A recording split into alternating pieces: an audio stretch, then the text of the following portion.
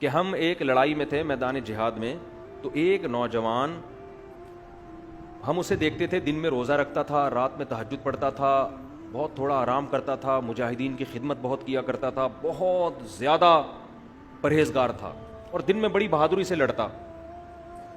تو کئی دن ہو گئے, کئی ہفتے ہو گئے, ایک قلعہ فتح نہیں ہو کے دے رہا تھا. تو وہ کہتے ہیں کہ میری ڈیوٹی اس بندے کے ساتھ لگ گئی رات کو, کہ رات کو کچھ دیر یہ سوئے گا, میں پہرا دوں گا, پھر جب میں سوؤں گا تو یہ نوجوان پہرا دے گا. یہ عرب سے کتاب چھپی ہے, اس کا نام ہے تہجد میں اٹھنے کے 100 طریقے. اس کتاب میں یہ واقعہ, میں پہلے عربی کتابوں کا ترجمہ کرتا تھا ایک ادارے کے لیے.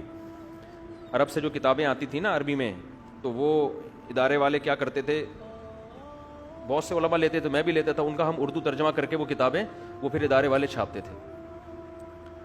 تو وہ ایک عرب عالم نے یہ کتاب لکھی, بڑی زبردست کتاب تھی. تو اس میں یہ واقعہ لکھا کہ اس نوجوان کے ساتھ ان کی رات گزارنی تھی انہوں نے. تو کیا ہوا, کہتے ہیں کہ ایک دن میں نے دیکھا کہ یہ سویا ہے, اور جب میں نے اس کو نیند سے بیدار کیا تو اٹھتے ہی رونا شروع کر دیا اس نے. میں نے کہا بھائی کیا ہو گیا؟ تو اس نے وہ منظر بتایا اپنا. اس نے کہا کہ میں نے خواب دیکھا, خواب میں مجھے خوبصورت جنت دکھائی گئی, ایسی جنت جیسے قرآن کہتا ہے جو نہ کسی آنکھ نے دیکھی اور نہ کسی کان نے سنی.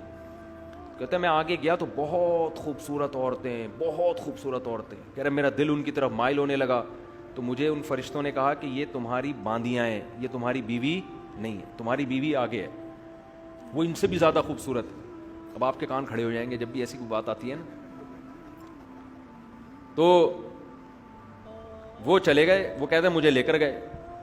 تو میں جب آگے گیا ہوں, اتنی خوبصورت جو اللہ نے جنت کے نقشہ کھینچا ہے قرآن مجید میں, کہہ رہے ہیں جب میں قریب گیا ہوں وہاں تو ایک خوبصورت کمرہ, جیسے دلہن کا کمرہ سجا ہوا ہوتا ہے, ایک تخت پہ ایک بہت حسین عورت, بہت ہی حسین, اس کے سامنے افطاری کا سامان رکھا ہوا ہے, کھانے پینے کا نا, افطاری کا نہیں ہوتا سامان. تو کہتے ہیں مجھے بتانے والے نے بتایا کہ یہ تمہاری زوجہ ہے اور تم نے اس کے ساتھ روزہ آج افطار کرنا ہے. اب رات کے وقت کس کی تو خواب آ رہے ہیں نا اس کو. کہہ رہے میرا تو ایسا دل کہ میں اس کے قریب جاؤں, میرا دل للچا رہا ہے. کہہ رہے جیسے ہی میں اس کے قریب گیا اور میں نے کہا میں افطاری کروں, تو اس نے میرا ہاتھ پکڑ لیا اور کہا ابھی تمہارا ٹائم نہیں ہوا ہے, جب افطاری کا ٹائم ہوگا نا, جو یعنی حقیقت میں افطاری کے ٹائم, کل تم نے روزہ میرے ساتھ افطار کرنا ہے, کل تم نے روزہ میرے ساتھ افطار کرنا ہے. کہہ رہے اس دوران آپ نے مجھے آ کے اٹھا دیا تو میرا وہ سارا خواب مجھے اس منظر پہ رونا آ رہا ہے, اتنا حسین منظر. لیکن اس نے کل کا وعدہ کیا کہ کل تمہارا روزہ کس کے ساتھ افطار ہوگا, میرے ساتھ. تو وہ بزرگ کہتے ہیں کہ مجھے لگا کہ یہ کل شہید ہو جائے گا نا, کیونکہ روزے تو یہ روز رکھتا ہے. حدیث میں آتا ہے میدان جہاد میں جو ایک روزہ رکھتا ہے 1 سال کے روزوں کے برابر ہے. لیکن علماء نے لکھا ہے یہ فضیلت اس کے لیے ہے جس کو روزہ رکھنے کے بعد لڑنے میں کمزوری نہ ہو. اگر روزہ رکھنے کے بعد یہ خطرہ ہے کہ ہم کمزور ہو کے لڑ نہیں پکیں, پھر روزہ رکھنا جائز نہیں ہے, کیونکہ پہلے دشمن ہے. تو کہتے ہیں کہ یہ اس کا روزہ تھا, تو میں سمجھ رہا تھا اب شہادت ہو جائے گی, اس کی کچھ بھی نہیں ہوا. تو مجھے خیال آنے لگا کہ جھوٹا خواب ہوگا اس کا. تو کہتے ہیں کہ سارا دن یہ بہادری سے لڑا بھی, پھر بھی شہید نہیں ہوا. کہہ رہے ہیں پھر ہم نے افطاری کا سامان لا کے رکھ دیا, اور ان کو خیال ہونے لگا کہ یار ایسے ہی خواب تھا, ایک پراگندہ خیال ہوگا, آ گیا ہوگا. کہہ رہے ہیں ادھر یہ افطاری پہ بیٹھنے کا وقت آیا ہے, قلعے سے ایک تیر آ کے اس کے سینے میں لگا اور یہ وہیں کلمہ پڑھ کے شہید ہو گیا. اب وہ جو بزرگ تھے نا, ان کی یہ غالباً عبداللہ بن مبارک تھے, کہہ رہے میری یہ کیفیت کہ میں نے تو یہ سارا خواب, یعنی اس نے مجھے سنایا تھا نا کہ عین تمہاری مجھ سے ملاقات کب ہوگی, افطاری کے ٹائم.